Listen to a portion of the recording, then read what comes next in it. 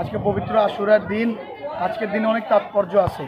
আজকে অনেক ঘটনা, ইসলামিক ঘটনা রয়েছে। তার চেয়ে সবচেয়ে বড় ঘটনা হলো আজকে আমাদের প্রিয় নবী হযরত মুহাম্মদ সাল্লাল্লাহু আলাইহি সাল্লামের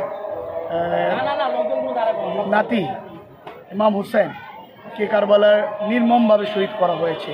3 দিনে পিপাসিত অবস্থায় ওনার সপরিবার সহ ওনার ফ্যামিলির 72 জন ফ্যামিলি সদস্য, ওনার বন্ধুবান্ধব, ওনার সৈন্য সবাইকে মিলে আপনার 72 জনকে কারবালার নির্মমভাবে পিপাসিত অবস্থায় শহীদ করা হয়েছে। ইমাম হুসেনের ওইখানে যাওয়ার উদ্দেশ্য ছিল দিনের নানার উম্মতিদের, আমাদের সকলের ইসলাহার জন্য। ইসলাহা বলতে আমাদের সংস্কারের জন্য।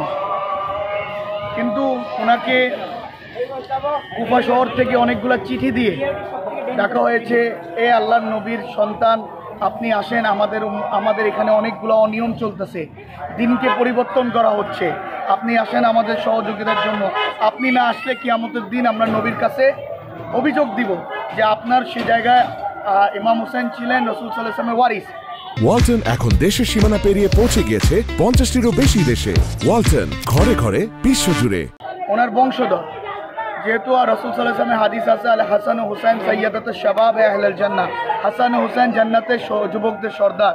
উনি নিজের দায়িত্ব হিসাবে, ইমানি দায়িত্ব হিসাবে উনি তাদের ইসলাম সংস্কারের জন্য, সপরিবারের সহ, যুদ্ধের জন্য না, ইসলাম প্রচারের জন্য উনি কুফার উদ্দেশ্যে রওনা দিয়েছিলেন।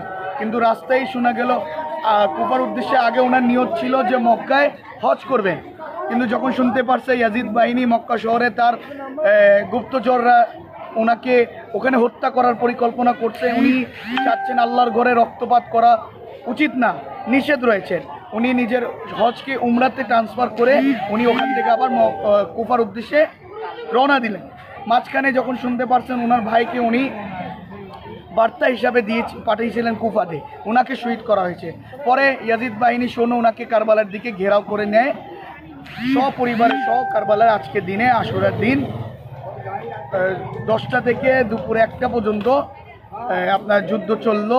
ওনাদের একের পর একদিন শহীদুল্লাহ, লাস্টে ইমাম হুসেনের 6 মাসের শিশু, তাকে নির্মমভাবে শহীদ করা হলো। শুধু শহীদ করা হলো না, তাদেরকে গলা কেটে বল্লমের উপরে তাদের ইয়াজিদের দরবারে নিয়ে যাওয়া হলো। তারপর ওনার বাসার যে মহিলাদের আছে, মা বোন আছে, সবাইকে গ্রেফতার করে ইয়াজিদের দরবারে নিয়ে যাওয়া হলো।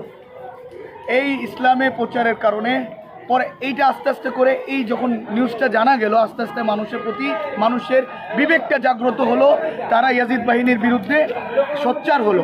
আস্তে আস্তে ইসলাম দিন সেখানেই রক্ষা পেল। আমি আজকে দিনে একটা মেসেজ দিতে চাই সবাইকে, যে আমরা সবাই উম্মতি মুসলমানদের সবাইকে আমরা ঐক্যের দিকে নিয়ে আসি। আমরা এক আসি, আমরা ভাই আসি, ভাই ভাইয়ের সাথে কোনো বিভেদ নাই। আমরা সবাই একসাথে হয়ে যাতে শত্রু কোনো ধরনের লাভবান না হতে পারে।